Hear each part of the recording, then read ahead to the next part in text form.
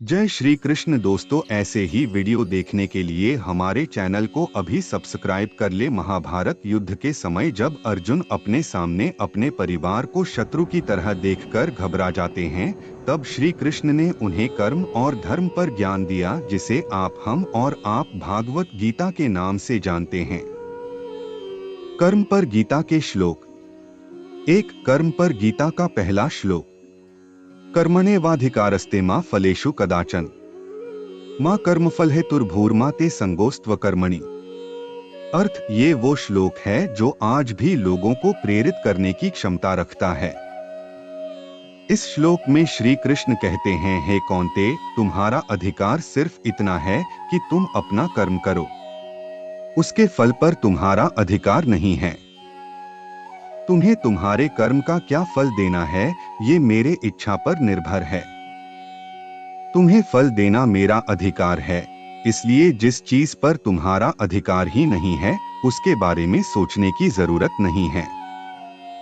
तुम सिर्फ अपना कर्म करो और फल की चिंता मत करो। 2, कर्म पर गीता का दूसरा श्लोक।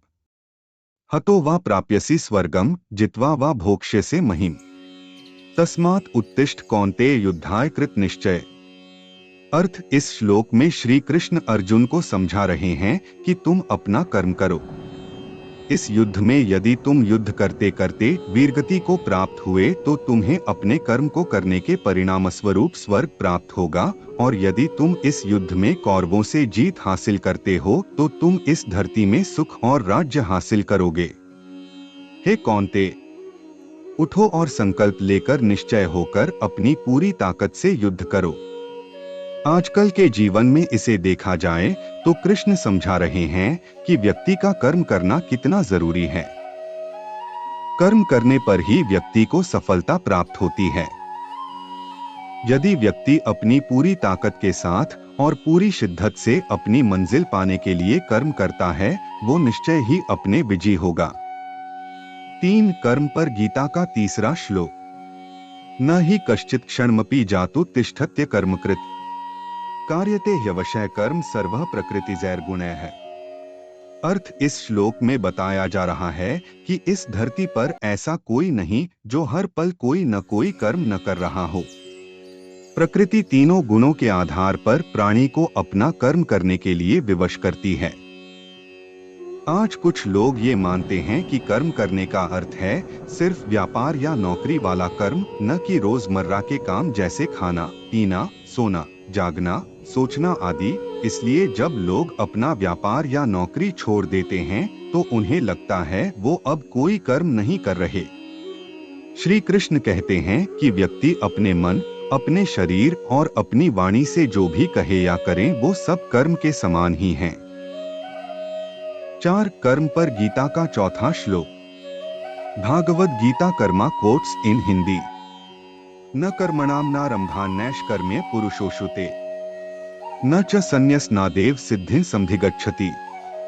अर्थ, इस श्लोक में श्री कृष्ण कह रहे हैं कि मनुष्य अपने कर्म का आरंभ न करके निष्कर्म नहीं हो सकता है, और न ही अपने कर्मों का त्याग करने से व्यक्ति को कोई सी। इसमें श्री कृष्ण समझाना चाहते हैं कि व्यक्ति अपने कर्मों से संन्यास लेकर सन्यासी का रूप तो धर लेगा, पर उसे ज्ञान प्राप्त नहीं होगा। अशुद्ध मन से कभी भी वास्तविक ज्ञान नहीं मिलता। मन की प्रवृत्ति होती है पुरानी बातों और विचारों के बारे में सोचना। ये करते करते नए विचार मन में आने लगते हैं और फिर धीरे धीरे मन में तनाव, चिंता, गुस्सा, भय आ जाता है।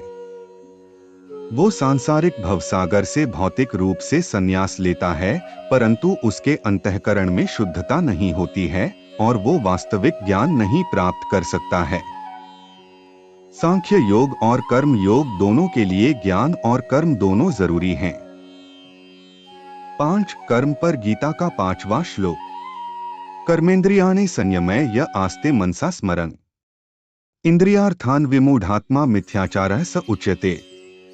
अर्थ, इस श्लोक अनुसार व्यक्ति अपने मन और अपनी सभी इंद्रियों को जबरदस्ती अपने नियंत्रण में करने की कोशिश करता है।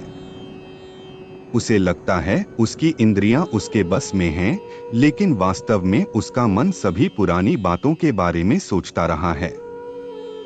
इसे सन्यास नहीं कहते। ऐसे व्यक्ति सन्यासी न होकर मिथ्याचारी होते हैं। इसका अर्थ है व्यक्ति को यदि सन्यास लेना है तो सभी इंद्रियों को संपूर्ण तरीके से बस में करना सीखना होगा, और यदि वो बिना ऐसा कर लेता है तभी कह सकते हैं कि उसकी इंद्रियां उसके बस में हैं। आइए जानें कर्म पर गीता के अन्य प्रसिद्ध श्लोक और उनका 6 कर्म पर गीता का 6वां श्लोक। यस्त्विन्द्रियाणि मनसा नियम्यारभतेर्जुन कर्मेंद्रियः कर्मयोगमसक्तः स विशिष्यते।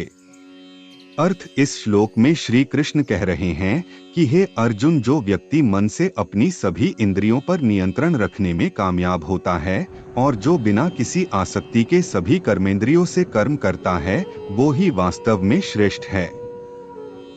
वो ही श्रेष्ठ हैं जो अपने सभी कर्म कर बिना किसी फल की इच्छा के करता है। 7 कर्म पर गीता का 7वां श्लोक। नेतं कुरु कर्म त्वं कर्म ज्यायो ह्यकर्मणः शरीर यात्रापि चते न प्रसिद्धेत कर्मणः। अर्थ इस श्लोक में कृष्ण कह रहे हैं कि हे अर्जुन, तुम सभी निर्धारित और निश्चित वैदिक काम करते जा। व्यक्ति का निष्क्रिय बने रहने से कई गुना अच्छा है उसका कर्म करना। अपने कर्मों का त्याग करने कोई भी व्यक्ति अपना भरण पोषण नहीं कर सकता है। व्यक्ति को कर्म करना ही चाहिए।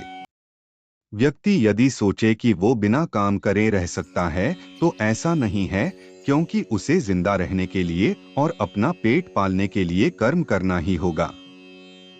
8 कर्म पर गीता का 8वां श्लोक। नैव तस्य कृतेनार्थो न कृतेने कश्चन न चास्य सर्वभूतेषु कश्चिदर्थव्यपाश्रयः।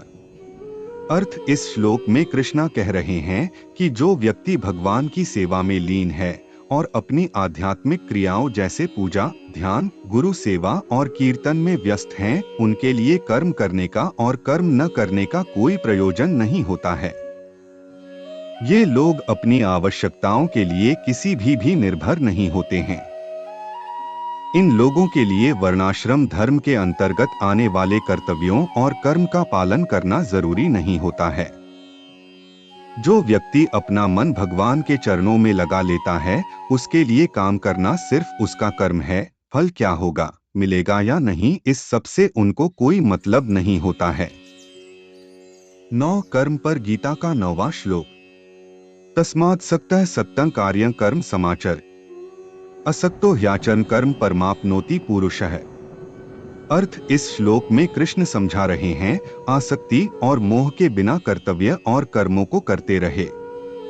ऐसा इसलिए करें क्योंकि आसक्ति में और मोह के बिना यदि कोई व्यक्ति कर्म करता है तो 10 कर्म पर गीता का 10वां श्लोक। न मे पार्थास्ति कर्तव्यं त्रिषु लोकेषु किंचन नान्वाप्तं वाप्तव्यं वर्त एव च कर्मणि।